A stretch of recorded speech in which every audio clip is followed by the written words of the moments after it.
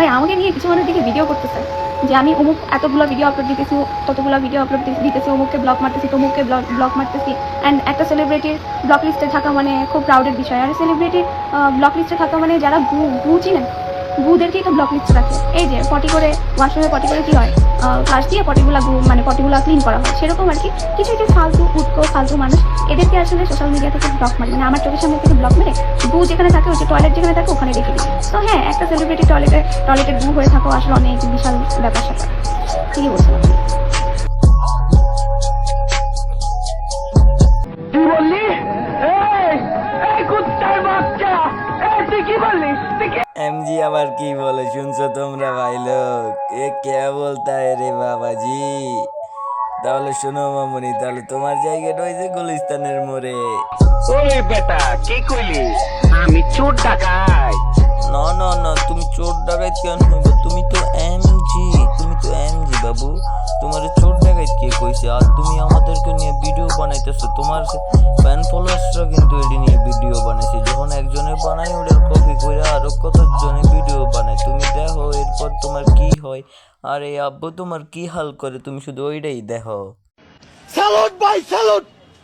আপনার ভিতরে এত প্রতিভা ভাই, আপনি আগে কেন দেখান নাই? ইনশাল্লাহ দোয়া করি আল্লাহ আপনাকে আরো উপরের দিকে নিয়ে যাক ভাই। আরে রাসেল ভাই, প্রতিভা দেখাবো কখন? বসে বসে তো কিছু এমজি তামাশা দেখতেছিলাম। সে এমজি বলে নাকি সে নাকি সেলিব্রিটি। তাহলে এমজি তুমি ডেলি 50টা ভিডিও ছাড়ো, তোমার 50টা ভিডিও মিলেও তো 1 লাখ ভিউজ হয় না। আর একটা কথা বলি মামুনি, তুমি শুনো, নিজেকে নিজে যে সেলিব্রিটি বলে, সেলিব্রিটি সে নয়। লোকে যাকে সেলিব্রিটি বলে, সেলিব্রিটি সে হয়। আমি বিশ্বাস করি না, আমি বিশ্বাস করি না, আমি বিশ্বাস করি না।